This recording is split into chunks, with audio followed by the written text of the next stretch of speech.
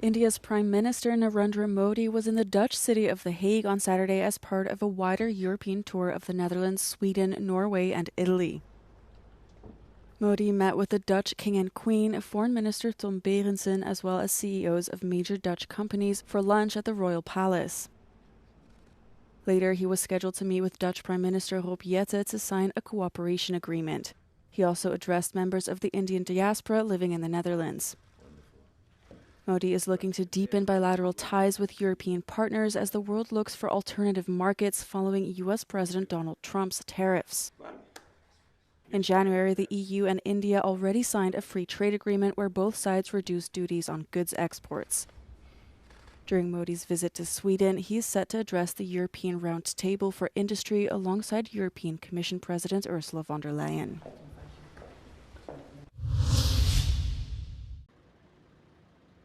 At least one person was killed in Ukraine's Kherson in an overnight Russian attack that targeted multiple regions across the country. In Kherson, another 23 people were injured after Russian strikes damaged multiple high-rise residential buildings as well as houses. In the Odessa, Kharkiv, and Sumy regions, more critical and civilian infrastructure was targeted, including residential buildings as well as power and transport facilities.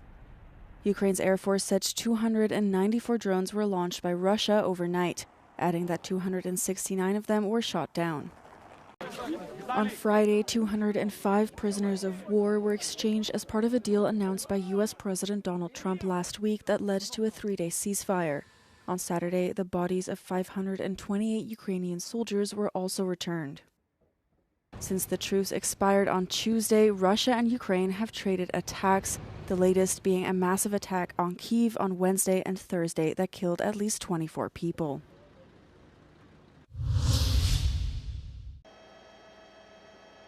A huge police presence was deployed in London on Saturday in one of its largest operations in recent years to handle 2 opposing rallies as well as the FA Cup final. Tens of thousands attended a rally organized by far-right activist Tommy Robinson, while another several thousand protesters held an annual demonstration to commemorate the Nakba, which marks the expulsion of some 700,000 Palestinians during the creation of Israel in 1948. Armored vehicles, police horses, dogs, drones, and helicopters were deployed along with at least 4,000 officers as the Metropolitan Police aimed to avoid clashes. As of early afternoon, police said several people were arrested without specifying from which protest.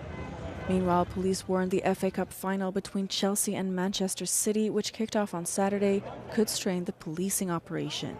They voiced fears about football hooligan groups which have previously supported Robinson showing up. The marches took place at a particularly radicalized time in British politics, with parties on the far right and left advancing across the UK in elections last week.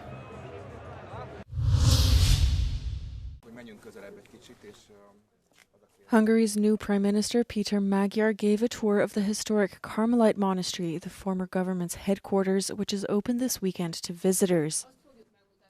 The purpose of the special guided tours is to show the luxurious circumstances under which the previous government made decisions. Visitors can view the inner courtyard of the former monastery, the opulent library, and the paintings on loan from museums hanging on the walls of the corridors. They can also step out onto the terrace and view former Prime Minister Viktor Orban's office. Inside is Orban's iron bed with a Bible on it, as well as a document shredder. In Antal Rogan's former ministry, the Prime Minister's office, visitors are greeted by a monumental auditorium with a living green wall. But you can also see the cigar room and the rooftop terrace with panoramic views. Ez a minisztérium felelt az egészségügyért, oktatásért, gyermekvédelemért, szociális ügyekért. This ministry was built during the COVID pandemic at the height of the lockdown and in the midst of an economic crisis at a cost of nearly €300,000.